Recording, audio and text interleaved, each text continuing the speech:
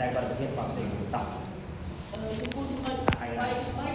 នៅគោលបំណងនៃការស្រាវជ្រាវអញ្ចឹងនៅក្នុងគោលបំណងនៃការស្រាវជ្រាវនោះក្នុងបងយើងខ្ញុំគឺបានសិក្សា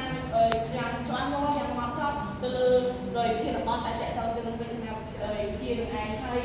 ក្នុងការគោលបំណងនៃការស្រាវជ្រាវនោះគឺក្នុងការរួមចំណែកដើម្បីដោះស្រាយពីបញ្ហាសង្សារជាតិរបស់យើងក៏ដូចជាការស្រាវជ្រាវដែលមានលក្ខណៈដោយឡែក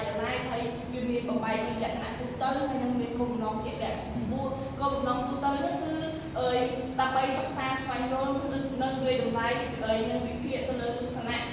រួមដែលភាពពិតអនុវត្តពី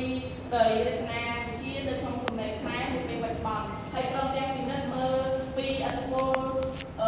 របស់វាទៅលើការប្រែប្រួលគុណភាពភាពត្រឹមត្រូវសម្ព័ន្ធភាពនៃអត្ថបទសរសេរដែលនៅក្នុងបរិបទសង្គមសម័យ digital ហ្នឹងឯងមួយទៀតគឺតើតើទៅនឹងគោលបំណងជាក់លាក់ចំពោះគោលផ្នែកនៃគោលបំណងជាក់លាក់ហ្នឹងគឺយើងសិក្សាវាដើម្បីប្រៀបធៀបក៏ដូចជា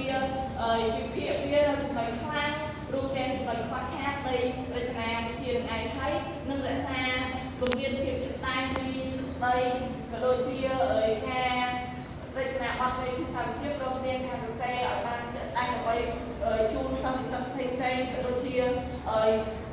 អ្នកសិក្សានោះដើម្បីឲ្យស្វែងយល់ឲ្យកាន់តែច្បាស់អំពីភាពបាក់មួយបន្ថែមទៀតហើយនឹងដើម្បីវាស់ស្ទង់កម្រិតនៃផលប៉ះពាល់ដែលប្រើប្រាស់ភាសាខុសរចនាវិទ្យាទៅលើការបកស្រាយអត្ថន័យក្នុងឯកសារផ្លូវការក៏ដូចជាគោលបំណងបង្ហាញអំពីគ្រោះថ្នាក់នៃការធ្វើបង្ហាញនៃអក្សរសាស្ត្ររបស់យើងនិងដើម្បី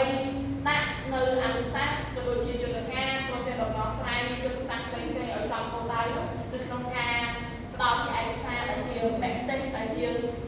ចម្បងនិងជាជំនួយក្នុងស្មារតីរបស់អ្នកសិក្សាក៏ដូចជាអ្នកនយោបាយក្នុងការប្រើប្រាស់ភាសានៅក្នុងភាសាសរសេររបស់យើងនេះឯងអរហើយ